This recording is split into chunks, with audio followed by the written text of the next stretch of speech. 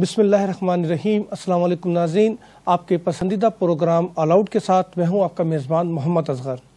नाज़रीन, गुज़िश्ता हफ्ते और आज क्रिकेट के हवाले से हमें अच्छी खबरें मिली।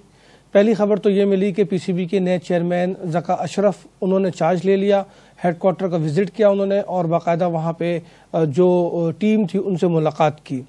उसके बाद पाकिस्तान ने श्रीलंका के ख़िलाफ़ दूसरे टेस्ट में 9 विकेटों से कामयाबी हासिल की और फिर सुपर 6 में पाकिस्तान ने टाइटल जीता, इंग्लैंड को शिकस्त दी आज और 35 रन से फाइनल में कामयाबी हासिल की। इसके अलावा नाज़रीन, हमें जो बैड न्यूज़ मिल रही है वो मिल रही है कराची क्रिकेट के हवाले से, और इतनी बैड न्यूज़ मिल रही है कि अब लग नहीं रहा कि कराची ब्लूज़ की टीम फाइनल में पहुंच पाएगी। 4 राउंड हो चुके हैं, 5वें राउंड का आगाज हुआ है आज, लेकिन अगर 4 राउंड का जायजा लें तो इंतहाई बदतरीन कारकर्दगी कराची ब्लूज़ की रही। इसकी बनिस्बत कराची वाइट्स की कारकर्दगी डिवीज़न 2 में अगर हम देखें तो बेहतर है, क्योंकि 4 में से 3 राउंड में कराची वाइट्स ने कामयाबी हासिल की, लेकिन कराची ब्लूज़ ऐसा लग रहा है जैसे किसी नन्हे मुन्ने बच्चे हैं, इन्हें क्रिकेट खेलना नहीं आता या इन पर आज तक किसी ने कोई मेहनत ही नहीं की। अगर टीम का जायजा लें तो उसमें इंतहाई तजुर्बेकार क्रिकेटर शामिल हैं। ये आज की मौज़ूआत है जिस पर हम बात करेंगे। हमारे साथ स्टूडियो में मौजूद हैं कायमा कमेटी बराए खेल के साबिक चेयरमैन, मेंबर कौमी असम्बली इकबाल मोहम्मद अली, और उनके साथ मौजूद हैं हमारे फर्स्ट क्लास क्रिकेटर हैं, इंटरनेशनल क्रिकेटर हैं, पाकिस्तान की तरफ से 4 वनडे खेला है इन्होंने, 8000 से ज़्यादा रन डोमेस्टिक क्रिकेट में बना चुके हैं। इनसे आज हम बात करेंगे इन मौज़ूआत पर। इकबाल भाई, आपको भी अपने प्रोग्राम में खुशामदीद कहते हैं और सईद आपको भी। इकबाल भाई, गुफ्तगू का आगाज़ आपसे ही करते हैं। पाकिस्तान का जो बोर्ड था जिसके चेयरमैन एजाज भट्ट थे, अल्लाह अल्लाह करके उनकी रुखसती हुई, नए बोर्ड आए, 15 दिन से ज़्यादा लिया उन्होंने चार्ज लेने में।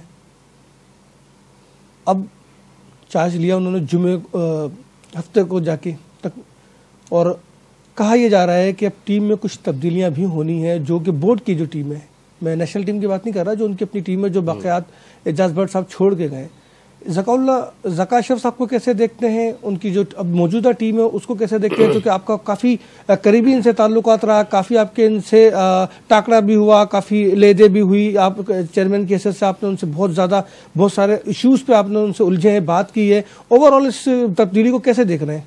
देखिए, सबसे पहले तो मैं ज़का अशरफ साहब को मुबारकबाद देता हूँ चेयरमैन बनने के बाद, जो उन्होंने चेयरमैन का चार्ज संभाल लिया अब उन्होंने।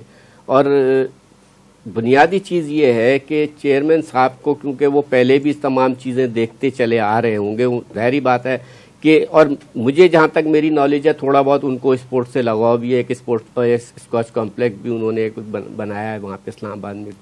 और इसके साथ साथ ये कि जो आपने अभी बात कही है कि सुना है कि टीम को तब्दीली कर रहे हैं, मैं समझता हूँ कि ज़रूरी है कि टीम को कुछ तब्दीलियां की जाएं और वो लोग लाए जाएं जो सही मानों में क्रिकेट को जानते हों और क्रिकेट का मुस्तकबिल जो है हमारा।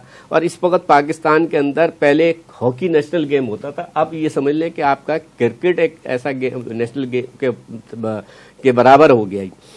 दूसरी चीज़ ये है कि जो गलतियां पिछली बोर्ड से हुई हैं, और मैं समझता हूं कि उसको एक डेमोक्रेटिक उसमें चलाना चाहिए बोर्ड को उन्होंने, कि जिस तरीके से पहले होता था कि 1 मैन शो चला, क्योंकि अगर गवर्निंग बोर्ड की मीटिंग है, क्योंकि मैंने खुद मीटिंगें ली हैं जब मैं चेयरमैन था, तो मैंने खुद उनको वहाँ गया हूँ, लाहौर गया हूँ वहाँ पे, तो जितने गवर्निंग बोर्ड के मेंबर हैं या वो बैठे तो वो कुछ बोल नहीं पाते थे। और जब तक आप क्रिटिसाइज नहीं करने की बात यह है कि जो गलतियां, जो कामियां हैं बोर्ड से हो रही हैं, चाहे चेयरमैन से हो रही हैं, अगर उसकी निशानदेही क्या मुस्बत उसको पहलू में देखा जाए, हर चीज को नेगेटिव ना लिया जाए।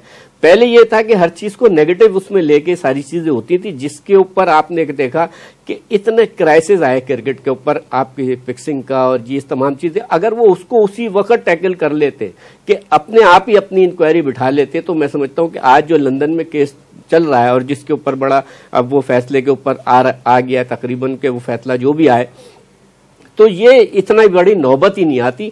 और उसमें सबसे बड़ा इनिशिएटिव होता है चेयरमैन का खुद। और चेयरमैन साहब, मैं ये समझता हूँ क्योंकि एक बैंकर रहे और एक एडमिनिस्ट्रेशन चलाने वाले हैं, तो ये इनसे तवक्को यही है कि एडमिनिस्ट्रेटिव जो इनकी पावर है और जो इन्होंने बैंकिंग जिस तरीके से चलाई है उसको वो किया, तो ये ये इंशाल्लाह ये देखते हैं कि बैंकर इंशाल्लाह भी हैं, कामयाब एक होंगे। अच्छे बिजनेसमैन भी हैं, अशरफ शुगर मिल के ऑनर भी हैं और काफ़ी इनका बैकग्राउंड है बिजनेस के हवाले से और एडमिनिस्ट्रेशन के हवाले से भी।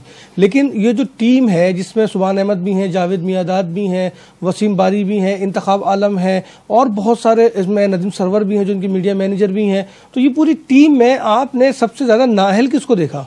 देखिए, मैं एक बात बताता हूँ, जो टीम में अगर टीम का कप्तान ही नहीं होगा सही तो फिर आप उससे तवक्को नहीं रख सकते कि जो आपके सेकंड नंबर पे है। अब जावेद मियादाद के ऊपर ये सारी चीज़ें हैं, जावेद मियादाद हैं। अब इंतखाब आलम है, मैं समझता हूँ कि देखना चाहिए उनके लिए भी क्या क्या है, यानी कि दो तीन ओहदे देख रहे हैं, क्योंकि बहुत वही मैं कह रहा हूँ ना कि आप एकेडमी के डायरेक्टर भी हैं, एकेडमी भी दूसरी चीज़ आप और चीज़ें भी देख रहे हैं।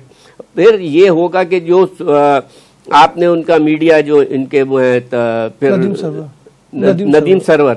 नदीम सरवर। अब मीडिया का जो सबसे बड़ा किरदार मीडिया, और इस दौर के अंदर आपका मीडिया ऐसा है कि हर पल पल की खबर आपको वो होनी चाहिए। मगर आपने पिछले उसमें देखा होगा, मगर मीडिया मैनेजर होने के नाते उन्होंने वो अपने फराइज अंजाम नहीं दिए जो उनको देने चाहिए थे। चाहे पिछला वर्ल्ड कप हो, चाहे जो क्राइसिस का वक्त आया उस वक्त मीडिया कहीं पे भी नजर नहीं आ रहा कि जिसको अगर वो थोड़ा सा उस पर इनिशिएटिव ले लेते तो वो उसको टैकल कर सकते थे।